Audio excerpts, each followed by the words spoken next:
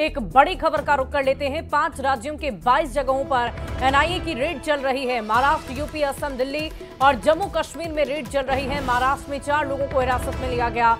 पूछताछ लगातार जारी है। टेरर फंडिंग से जुड़ा हुआ ये पूरा मामला बताया जा रहा है। 22 जगह एनआईए एटीएस की कार्रवाई हुई। कश्मीर में भी कुछ जगहों पर रेड चल रही है। उत्तरी कश्मीर के बारामूला में छापेमारी हुई है। इस वक्त की बड़ी खबर आपको बता रहे हैं और इस पूरी खबर के अधिक जानकारी के साथ दिल्ली से न्यूज 18 संवाददाता शंकर आनंद फोन लाइन पर हैं। शंकर, क्या कुछ जानकारी है, किन किन राज्यों में ये रेड चल रही है और क्या कोई जानकारी मिली थी एनआईए और एटीएस की टीम को जिसके आधार पर ये छापेमारी शुरू की गई?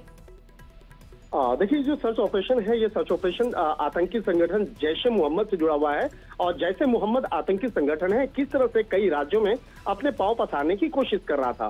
तो इस मामले की गंभीरता को देखते हुए तमाम इनपुट्स को खंगालने के बाद आज केंद्रीय जांच एजेंसी एनआईए के द्वारा 5 राज्यों के 22 लोकेशन पर सर्च ऑपरेशन की कार्रवाई को अंजाम दिया जा रहा है। और अगर मामले की बात करें तो इस मामले में राजधानी दिल्ली, एनसीआर, इसके साथ ही महाराष्ट्र, जम्मू कश्मीर और असम और इसके साथ साथ उत्तर प्रदेश में सर्च ऑपरेशन की कार्रवाई को अंजाम दिया जा रहा है। और जिस तरह से कुछ नए इनपुट्स निकल के सामने आया तो उसी के आधार पर इस ऑपरेशन को अंजाम दिया जा रहा है। एक तरफ कह सकते हैं कि ये मामला बेहद महत्वपूर्ण है और महत्वपूर्ण इस लिहाज से है कि किस तरह से आतंकी संगठन के द्वारा एक नए नेटवर्क पे काम किया जा रहा था। तो आतंकी संगठन जैश-ए मोहम्मद से जुड़ा ये कनेक्शन मामला है, जिस मामले पर आज सर्च ऑपरेशन की कार्रवाई को अंजाम दिया जा रहा है। और जिस तरह से दिल्ली की बात करें, महाराष्ट्र की बात करें, जम्मू कश्मीर, उत्तर प्रदेश की बात करें तो यहाँ पर पिछले कुछ दिनों के अंदर में देखा गया था कि कुछ एक बड़े नेटवर्क को तैयार करने की कोशिश की गई थी। तो वो कौन कौन से आरोपी हैं और खास तौर पर महाराष्ट्र कनेक्शन की अगर बात करें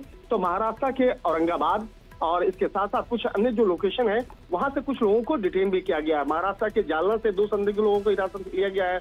औरंगाबाद से एक शख्स को हिरासत में लिया गया है। मालेगांव से एक शख्स को हिरासत में लिया गया है। और इसके साथ ही जिस तरह से इस तमाम आरोपियों की अगर बात करें, हालांकि हिरासत में किसको लिया गया है, किस तरह से आगे पूछताछ होगी, इस मामले में थोड़ी देर के बाद औपचारिक तौर पर तमाम जानकारियों को साझा किया जाएगा। लेकिन एक तरह से कह सकते हैं कि जिस तरह से ये सर्च ऑपरेशन की कार्रवाई है, आने वाले दिनों में कुछ बड़े और भी आरोपियों को इस मामले में गिरफ्तार किया जा सकता है। जी वाकई शंकर, हम आपसे ये भी जानना चाहेंगे कि इस वक्त महाराष्ट्र या फिर टेरर फंडिंग की अगर हम बात करें तो अलग अलग राज्यों का चयन किया गया है। क्या इसका चयन किसी गुप्त सूचना के आधार पर किया गया कि इन्हीं राज्यों में टेरर फंडिंग से जुड़े मामले होते हैं, इस वजह से यहाँ पर छापेमारी चल रही है? इस मामले में काफी जो महत्वपूर्ण चीजों को इकट्ठा किया गया था पिछले कुछ समय के दौरान में और तमाम जानकारियों को इकट्ठा करने के बाद जिस तरह से इस मामले में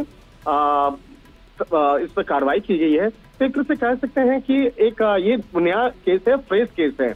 और इस केस में पहली बार ये सर्च ऑपरेशन की कार्रवाई को अंजाम दिया गया है।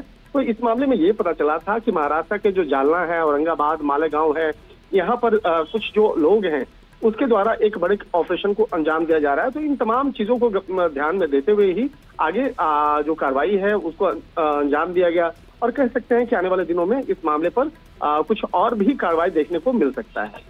चलिए, बहुत बहुत शुक्रिया शंकर हमारे साथ जुड़ने के लिए। तमाम जानकारी के लिए इस पूरी खबर पर आप लगातार नजर बनाए रखें। तो एनआईए की रेड लगातार चल रही है। 5 राज्यों में एनआईए की छापेमारी चल रही है। टेरर फंडिंग से जुड़ा हुआ ये पूरा मामला बताया जा रहा है। अलग अलग 5 राज्य हैं, महाराष्ट्र, उत्तर प्रदेश, असम, दिल्ली, जहां पर ये रेड चल रही है, जिसकी पूरी जानकारी हमारे संवाददाता ने आपको दी। जम्मू कश्मीर में भी कुछ जगहों पर ये रेड चल रही है। 22 जगह एनआईए और एटीएस की तरफ से ये कार्रवाई की जा रही है। आपको बता दें कि ये पूरा मामला टेरर फंडिंग से जुड़ा हुआ है, जिसके आधार पर ये कार्रवाई की जा रही है। और आइए